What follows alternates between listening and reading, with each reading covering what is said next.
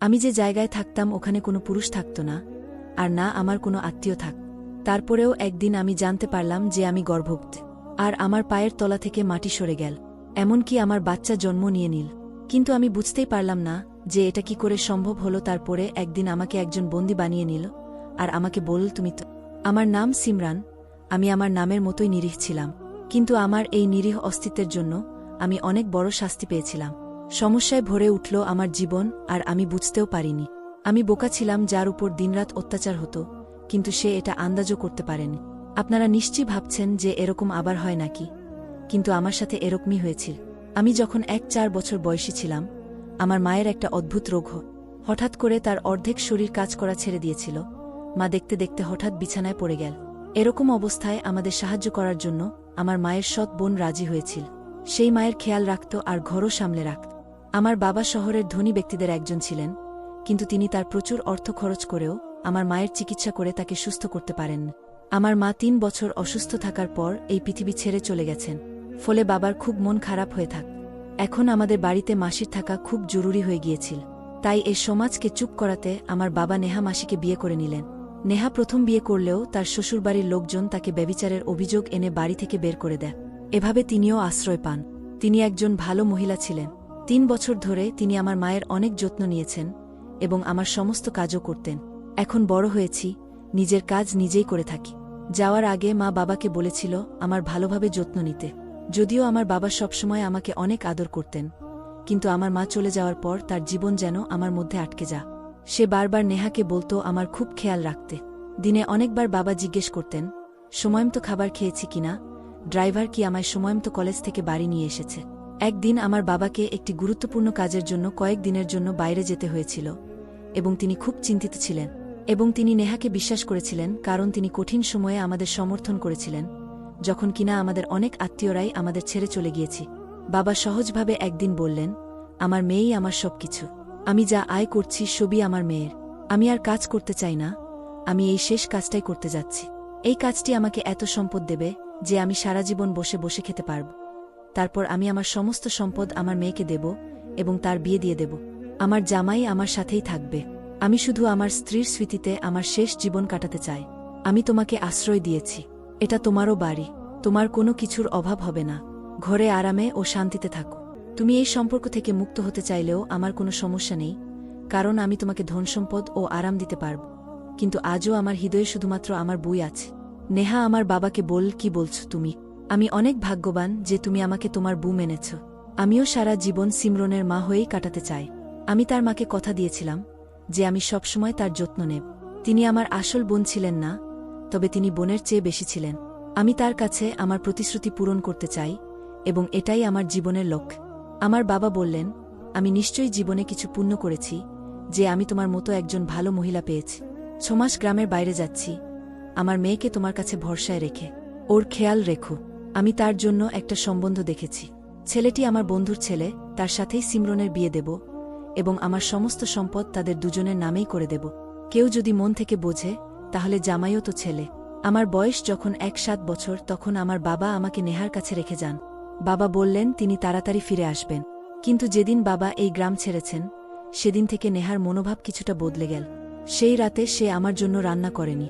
আজকে রান্না করনি কেন জিজ্ঞেস করলে সে বলল, আমার শরীর খারাপ, ফ্রিজে যা পড়ে আছে তাই খা।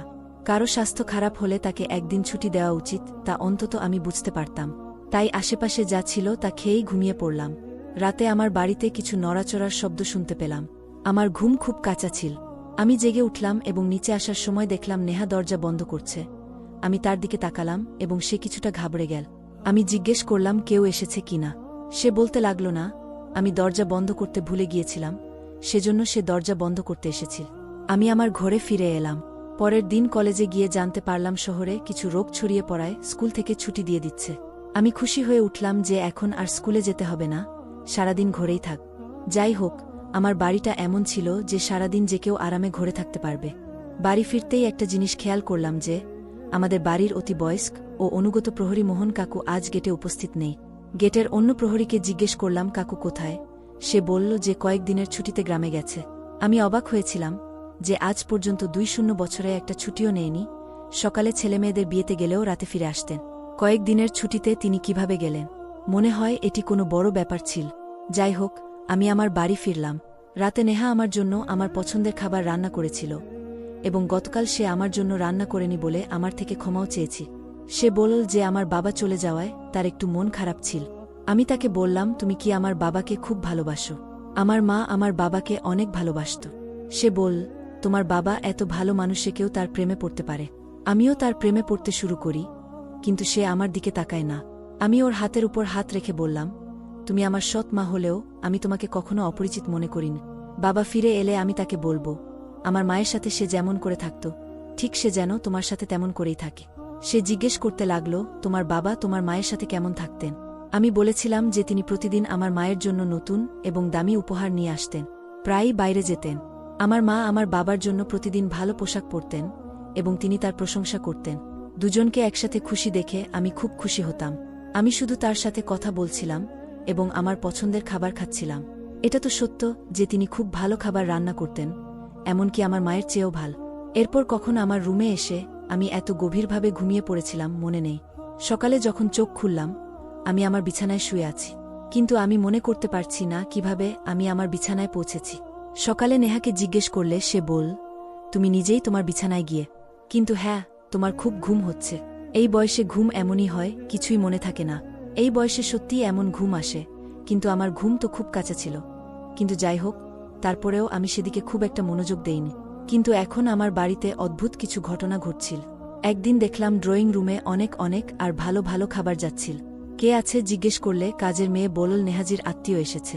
নেহার আত্মীয় তো আমারও আত্মীয় সমান, তাই আমিও ড্রয়িং রুমে গেলাম। আর সেখানে গিয়ে আমার সামনের দৃশ্য দেখে আমি অবাক হয়ে গেলাম। ওখানে কোনো অতিথি ছিল না, কিন্তু দুজন লোক বসেছিল, যারা দেখতে ধনী কিন্তু কিছুটা বিপজ্জনকও বটে। আমি ভিতরে প্রবেশ করার সাথে সাথে সে আমার দিকে তাকাতে লাগল। নেহা আমাকে পরিচয় করিয়ে দিয়ে বলল, এ আমার স্বামীর মেয়ে। তাদের একজন বলল যে ও খুব সুন্দরী। তাদের বলা এই কথাটা আমার কাছে অদ্ভুত লেগেছিল। তারপর আমি আমার রুমে ফিরে এলাম এবং পরে সে বলল যে তারা ছিল আমার ভাই। আমার সাথে প্রতিদিন একটি অদ্ভুত ঘটনা ঘট। আমি যখন সকালে ঘুম থেকে উঠতাম তখন মনে হতো যে আমি খুব ক্লান্ত, এবং রাতে আমার ঘুম এমন হতো যে আমি অজ্ঞান হয়ে পড়তাম। আজকাল আমার কিছুই মনে থাকে না যে আমি কখন আছি বা কখন আমার ঘরে আসি আমি। একদিন হঠাৎ আমি অসুস্থ হলাম, বমি বমি ভাব এবং মাথা ঘোরা শুরু করল। আমি ভয় পেয়েছিলাম যে আমিও সেই রোগে আক্রান্ত হতে পারি, যেটি আজ সারা এলাকায় ছড়িয়ে পড়েছে। আমি নেহাকে জানালে সে সঙ্গে সঙ্গে ডাক্তারকে ডেকে পাঠা। ডাক্তার বাড়ি এসে আমাকে চেক করলেন। তিনি আমার রক্তের নমুনা নিয়েছিলেন এবং বলেছিলেন যে পরীক্ষা করার পরে তিনি রাতে পরীক্ষার ফলাফল জানাবেন। তিনি আমাকে কিছু ওষুধ দিয়ে চলে গেলেন। রাতে তার ফোন এলে নেহা ফোন তুলল। সে ফোন নিয়ে আমার সামনেই দাঁড়িয়েছিল। হঠাৎ সে কিছু অদ্ভুত কথা বলতে লাগল। না না, এটা হতে পারে না। ডাক্তার বাবু, আপনার নিশ্চয়ই কিছু ভুল হয়েছে, এটা হতে পারে না। আমি চিন্তায় পড়ে গেলাম যে আমার রিপোর্টে কি এমন এসেছে। সে হঠাৎ ফোন কেটে দিল এবং আমার দিকে এমনভাবে এগিয়ে আসলো যেন আমাকে শোনানোর জন্য খুব খারাপ খবর আছে। আমারও মন খারাপ হয়ে গেল। আমি জিজ্ঞেস করলাম, ডাক্তার কি বলছেন?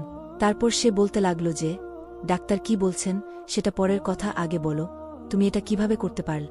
তুমি তোমার বাবার সম্মানের কথা চিন্তা করলে না? তুমি কিভাবে করতে পারলে এটা এবং কার সাথে? কে সে যার সাথে তুমি মুখ কালো করে? তোমার বাবা আমার ভরসায় তোমায় দিয়ে গিয়েছিল, এখন সে ফিরে এলে আমি কি জবাব দেব? আন্টি, কিসের কথা বল? আমি কি করেছি বুঝতে পারছি না। ডাক্তার তোমাকে কি বলেছে আর তুমি আমার সাথে এভাবে কথা বলছো কেন? আমি তো কিছুই করিনি। ডাক্তার বলছে তুমি মা হতে চলে। তার এটুকু বলায় আমার পায়ের নিচ থেকে মাটি সরে গেল। আমি হতবাক ছিলাম, এটা কিভাবে হতে পারে? আমি জানতাম না আমার কি হয়েছে। আমি এমন কোনো পাপ করিনি। আমি চিৎকার করে কাঁদতে লাগলাম যে এটা মিথ্যা, ডাক্তারের কিছু ভুল হয়েছে। নেহাও বলল ডাক্তারের সঙ্গে হয়তো কিছু ভুল বোঝাবুঝি হয়েছে, সেজন্য কালকে আমরা অন্য ডাক্তারের কাছে যাব। হঠাৎ তার মনোভাব বদলে গেল। পরের দিন আমাকে অন্য এক ডাক্তারের কাছে নিয়ে যাওয়া হলো। তিনিও বললেন আমি মা হতে যাচ্ছি, কিন্তু আমি এমন কোনো ভুল করিনি। তাহলে আমার কি হল? আমি পুরোপুরি বিচলিত হয়ে পড়লাম। দিনরাত কাঁদতে লাগলাম। আমরা ডাক্তারকেও বলেছিলাম যে আপনি কি এর কোনো সমাধান করতে পারবেন? ডাক্তার বললেন এই বাচ্চা মেয়েটি খুবই দুর্বল ও রক্তশূন্য। এমন কোনো কাজ কেউ যদি করেও তবে তার জীবনে সমস্যা হতে পারে। আমাকে ঘরে ফিরিয়ে এনে সে বল, তোমার বাবা আমার ভরসায় তোমাকে দিয়েছিলেন, এখন আমি তাকে কি জবাব দেব? আরেকটা ঝামেলা হলো সেদিনই যখন বাবা ফোন করে বললেন আমি তাড়াতাড়ি আমার কাজ শেষ করে নিয়েছি, তাই 3 সপ্তাহ পরেই ফিরছি। ডাক্তারের মতে আমার দ্বিতীয় মাস চলছিল এবং আমার বাবা আসার সময় এটিও মাস হবে। বাবা ফিরে আসলো, আর আমরা দুজনেই খুব চিন্তিত হয়ে পড়লাম। এখন তাকে কিভাবে বলব? বাবা আমার সাথে দেখা করে খুব খুশি হলেন। তিনি আমাদের সাথে বসে খাবার খেলেন এবং নেহা রাতে তার সাথে কথা বলতে শুরু করল। আমি আমার রুমে বসে ভাবছিলাম এখন কি হবে। এমন সময় হঠাৎ আমার রুমে বাবার চিৎকারের শব্দ আসতে লাগল। আমি তো যেন জ্ঞান হারিয়ে ফেলব মনে হচ্ছিল। বাবা আমার রুমে এসে এক এক করে কথা বলতে লাগলেন। জিজ্ঞেস করতে লাগলেন, এসব কি এসব? আমার ওই একই কথা, আমি কিছু করিনি, আমি কিছু করিনি, কিন্তু আমার কথা কে শোনার ছিল? এই প্রথম বাবাকে আমার উপর এত রাগান্বিত দেখলাম। তিনি প্রথমবার এত রেগে গেলেন। এমনকি তিনি আমাকে চোরও মারেন। আমি তোমার জীবন নিয়ে আর চিন্তা করি না, যা ঘটে ঘটুক। এখন আমরা এই সন্তান থেকে মুক্তি পাব। যেখানে আমি বলবো সেখানেই তোমার বিয়ে হবে। বাবা আমার কথা শোনেননি, আমাকে কিছু বোঝানোর কোনো সুযোগও দেননি। তুমি দেখতে নিষ্পাপ, কিন্তু বাস্তবে এত বাজে। আজ তোমার মাও নিশ্চয়ই কষ্ট পাচ্ছেন যে এমন মায়ের মেয়ে কেমন হয়েছে। কথাটা শুনে আমি ভেতরে ভেতরে মরেই গেলাম। ভাবতে লাগলাম এখন মরে গেলেই ভালো। এই মেয়েটার জন্য আমি কি ভেবেছিলাম। এক পয়সাও ওকে দেব না, বিয়ে করে এই বাড়ি ছেড়ে চলে যাক, ওর মুখও দেখতে চাই না। মা বাবাকে বলতে লাগলো, সব ঠিক হয়ে যাবে, আপনি রাগ করবেন না। আমরা হাসপাতালে যাচ্ছিলাম, পথে আমাদের গাড়িটি খারাপ হয়ে যা। আমার বাবা বলেছিলেন যে তিনি ডাক্তারের সাথে অ্যাপয়েন্টমেন্ট নিয়েছেন এবং সময়মতো পৌঁছাতে হবে। তিনি বললেন, তুমি ওকে রিকশায় করে নিয়ে যাও, আমি গাড়ি শোরুমে ছেড়ে তারপর আস। আমি আর নেহা হাসপাতালের দিকে গেলাম। এখন যখন হাসপাতালের সামনে পৌঁছালাম, নেহা সেখান থেকে হঠাৎ কোথায় উধাও হয়ে গেল জানি না। হয়তো সে ভিতরে চলে গেছে। হঠাৎ কে যেন আমার কাঁধে হাত রেখে আমার মুখ বন্ধ করে দিল। এরপর আমি অজ্ঞান হয়ে যাই। আমি যখন চোখ খুললাম, তখন জরাজীর্ণ এক ঘরে একটা চেয়ারে হাত বাঁধা অবস্থায় আমি বসেছিলাম। আমার সামনে একজন লোক দাঁড়িয়েছিল, যার বয়স 20 থেকে 25 বছর হবে। তার হাতে মোবাইল ছিল। তিনি ফোনে সে একজনকে বলছিল যে আপনি যদি আপনার মেয়ের নিরাপত্তা চান তবে অমুক জায়গায় 50 লাখ টাকা নিয়ে আসুন। সে হয়তো আমার বাবাকে ডাকছিল। আমি সেই লোকটির হাতে বন্দী হয়েছিলাম।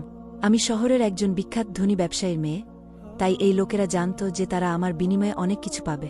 বাবার সাথে কথা বলে সে আমার সামনে গিয়ে বসল। তাকে খুব খুশি দেখাচ্ছিল, যেন ভাবছে সে অনেক টাকা পাবে। আমি তাকে বললাম, প্লিজ আমাকে যেতে দাও। সে বলল, আমি তোমাকে ছেড়ে দেব, শুধু মুখ বন্ধ রাখ এবং তোমার বাবা টাকা না আনা পর্যন্ত চুপচাপ বসে থাকো। তিনি যখন কিছু নিতে এগিয়ে গেলেন, আমি ভয়ে পেয়ে গেলাম। আমি ঘাবড়ে গিয়ে বললাম, আমার কাছে এসো না। অদ্ভুত কথা বলল সে। সে বলল যে আপনি এমনভাবে ঘাবড়ে যাচ্ছেন যেন আপনি খুব নির্দোষ। তোমার বাবা কি জানেন তুমি কি করো? আমি তার দিকে তাকিয়ে ভাবছিলাম সে কি ধরনের কথা বলছে। আমি তাকে জিজ্ঞেস করলাম সে কি বলতে চায়, আমি কি করি, মানে কি? সে বলল, আমার এক বন্ধু তোমার বাড়িতে গেছিল। তোমার মা তার সাথে তোমার দরদাম করেছে। তোমার বাবা এত বড়লোক, তবুও তোমরা মামে এমন কাজ করো। আমার পায়ের নিচ থেকে মাটি সরে গেল, কারণ আমি জানতাম যে আমি এমন কাজ করি না। কিন্তু নেহা হয়তো আমার সাথে এসব করছিল। বোধহয় সে আমাকে অজ্ঞান করে বাড়িতে লোকজনকে ডাক। আমার হৃৎপিণ্ড বের হওয়ার মতো স্পন্দিত হতে লাগল। আমি বাজেভাবে কাঁদতে লাগলাম। কিন্তু হঠাৎ আমার মাথায় একটা চিন্তা এল। আমি লোকটিকে বললাম যে আপনি আপনার টাকা পাবেন। আমি আপনাকে কথা দিচ্ছি যে আমি আমার বাড়িতে ফিরে গেলে আপনাকে আরও টাকা দেব। যে আপনাকে এই কথা যে বলেছে তার সাথে আমাকে পরিচয় করিয়ে দিন। বললেন, লোকটা আমার সঙ্গী, শিগগিরই এখানে আসবে। লোকটি এসে আমাকে দেখে অবাক হয়ে গেল। বলতে লাগলো, এ তো একই মেয়ে। আমি তাকে জিজ্ঞেস করলাম, তোমার এই বন্ধু কি বলছে? সে তখন পুরো ব্যাপারটা বল। সে বলল, আমাকে তোমার বাড়িতে তোমার মা ডেকেছে। তোমার মা তোমার বাবার সামনে তোমার খারাপ চরিত্র প্রমাণ করতে চেয়েছিলেন, যাতে তিনি তার সমস্ত সম্পদ তোমাকে না দেন। কথাটা শুনে আমার পায়ের নিচ থেকে মাটি সরে গেল। নেহা যে এমন নোংরা খেলা খেলতে পারে তা আমি ভাবতেও পারিনি। আমি তাদের দুজনকেই বললাম, যদিও তোমরা দুজনেই আমাকে বন্দী করেছ এবং তোমরা ভালো মানুষ নও, কিন্তু তুমি যদি আমার বাবাকে এই সব বলো, তবে আমি তোমাকে আমার বাবার কাছ থেকে 50 লাখ নয় বরং 100 কোটি টাকা দেব। তারা হাসতে লাগল এবং বলল, এখন তুমি আমাদের সাথে চুক্তি করবে। আমি বললাম, আমি ব্যবসায়ী বাবার মেয়ে, অন্যায় করব না। আজ হঠাৎ করেই বোধ জন্মাল। আমি যাকে বিশ্বাস করেছি সে আমার সারা জীবন নষ্ট করে দিয়েছে। এখন না বুঝলে আর কবে বুঝব? তারা সেটাই করেছে। টাকা পেয়ে তারা আমাকে বাবার হাতে তুলে দেয়। পরের দিন আমি তাদেরকে আমার বাড়ি ডেকে বাবাকে বলেছিলাম যে কিছু লোক তোমার সাথে দেখা করতে এসেছে। আমি আমার বাবাকে বলিনি যে তারা আমাকে অপহরণ করেছে। দুজনে বাসায় আসলে মায়ের মুখটা এমন হয়ে গেল যেন মা জীবন্ত লাশ। দুজনেই বাবাকে পুরো ঘটনা খুলে বল। আমার বাবা হতবাক এবং বিচলিত হয়ে নেহার দিকে এগিয়ে গেল। সে তার চুল ধরে বলল, আমি আমার মেয়েকে তোমার হাতে তুলে দিয়েছি, আর তুমি আমার মেয়ের সম্মান নিয়ে এমন নোংরা খেলা খেলে? আমি তোমাকে শেষ করে দেব আজ। হ্যাঁ, তুমি কি চেয়েছিলে? তুমি তোমার সমস্ত সম্পদ তোমার মেয়ের নামে করে দেবে। আমি 3 বছর দাসীর মতো তোমার স্ত্রীর সেবা করিনি, যাতে সমস্ত সম্পদ তোমার মেয়ের নামে চলে যা। সে তার কৃতকর্মে লজ্জিত হয়নি। আমার বাবা ওকে মেরে ফেলতে গেলে আমি বাবার হাত ধরে নিলাম আর বললাম, ওকে মেরে ফেলে তুমি দোষী হবে কেন? এটা তার শাস্তি, তাকে আইনের হাতে তুলে দা। আমার বাবাও তাই করলেন। নেহাকে আইনের হাতে তুলে দেওয়া হয়েছিল এবং তার বিরুদ্ধে এতগুলি মামলা করা হয়েছিল যে তিনি সারা জীবন জেল থেকে বের হতে পারেন। আমি ওই লোকদের টাকা দেবার প্রতিশ্রুতি দিয়েছিলাম, কিন্তু আমার বাবা তাদেরও আইনের হাতে তুলে দিয়েছেন। বাবা আমার কাছে ক্ষমা চাইলেন, আমাকে জড়িয়ে ধরে বললেন, এটা তোমার দোষ ন। সোনা, আমার তোমাকে ছেড়ে যাওয়া উচিত হয়নি। তুমি নিষ্পাপ, তুমি এই পৃথিবীকে জানো না। আমার এমন কাউকে বিশ্বাস করা উচিত ছিল না। আমরা মনস্থির করেছিলাম যে আমরা এই শিশুটিকে হত্যা করব না, কিন্তু ভাগ্য এমন ছিল যে আমার গর্ভে বড় হওয়া শিশুটি এই পৃথিবীতে আসার আগেই এই পৃথিবী ছেড়ে চলে গেছে। আমি আমার লেখাপড়া চালিয়েছিলাম এবং মাস্টার্স করেছি। 8 বছর বয়সে আমার বাবা আমাকে খুব সুন্দর একজন ব্যক্তির সাথে বিয়ে দেন। এখন আমার নিজের বাড়ি আছে এবং আমি আমার ঘরে সুখী। কিন্তু মাঝে মাঝে অতীতের কথা মাথায় আসে এবং আমি ভাবতে থাকি যে এই পৃথিবীটা খুব খারাপ, যেখানে খারাপ মানুষ আছে কিন্তু কিছু ভালো মানুষও আছে। আমার স্বামী, যিনি সবকিছু জেনেও আমায় স্বীকার করেছেন। আমি আমার স্বামীকে ঠকাইনি, কিন্তু আমার জীবনে এত বড় দুর্ঘটনার পর আমি আর সেই নিরীহ নই। এখন আমি দুনিয়ার কৌশল বুঝতে পেরেছি। আমি এখন একজন উকিল। আমার মতো মেয়েদের মামলা আমি বিনা পয়সায় লড়ি এবং আমি সবাইকে বলি, আপনাদের মেয়েকে শক্তিশালী করুন। ধন্যবাদ বন্ধুরা।